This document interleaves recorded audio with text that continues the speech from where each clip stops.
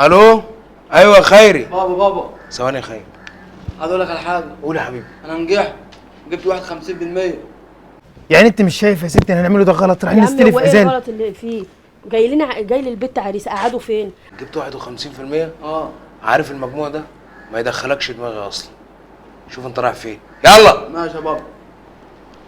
هنعمل ايه في الموضوع اللي قلت لك عليه يا خيري؟ على الكنبه الكرسي المكسور ولا السجاده اللي انا مخيطاها على ايدي 80 مره؟ ما تفكرنيش بالكنبه، ما انت طيب ما تحطيش تقول مش هم على محمد طيب ابنك. انت قول حتى السراير بايظه. استهدى بس بالله كده ان شاء الله.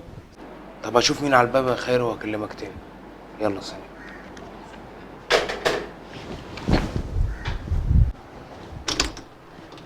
اهلا وسهلا. السلام عليكم. عليكم السلام. ازيك يا استاذ محمود؟ خير في حاجه ولا ايه؟ انا كنت عايزين بس طلب بسيط كده، معلش انا محرج يعني. اتفضل يا ريس اتفضل. الله يخليك، ده على يا طول عم همشي. ازاي ده انت راجل جاري من زمان برضه. اتفضل. الله يبارك لك. تعال. تعالى يا ام محمد. اتفضل. بسم الله الرحمن الرحيم. اقعد هنا يا ام محمد.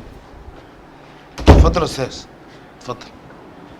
خير ان شاء الله. خير بامر الله. والله انا محرج منك انا يا استاذ محمود. احنا في الاول وفي الاخر احنا جيران، وابوك الله يرحمه كان يعني هو كان اكبر مني بس كان صاحبي يعني.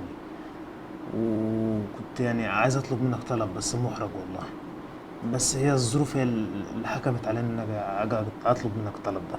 خير يا استاذ انور طمني. انت قلقتني على فكره. والله يا استاذ محمود انا عايزه اقول لحضرتك الحقيقه، احنا بيتنا لا في كنبه عدله ولا كرسي ولا حتى السجاده، وانا بنتي جايه لها عريس مش عارفين نتصرف ولا نعمل ايه. اولا يا ست ربنا يتمم بخير. بس برضه يا استاذ انور انا مش فاهم حاجه. انت حضرتك محتاج مني فلوس سلف مثلا؟ لا مستور الحمد لله يا استاذ محمود، بس يعني هو كان طلب بسيط شويه يعني. انت عارف البيت عندنا، انا هجيلك بصراحه بقى، البيت عندنا مفيش فيه عزال، مفيش فيه فرش. يعني عندنا هي حته كنبه محمد مبهدلها، وانا هي ما بتفرش فرشه، وكرسي مكسر والسجاده مخيطاها كده، منظر البيت يعر. وبصراحه انا خايف العريس يعني يطفش وما يجيش تاني.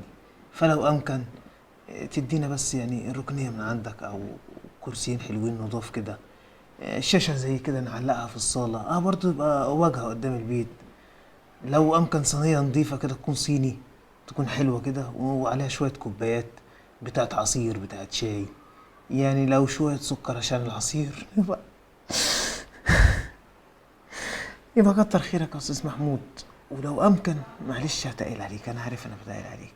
والله يا استاذ انور انت جيتك هنا اولا على دماغي انت والست نجلاء، وتاني مره ربنا يتمم لكم على خير. بس البيت مش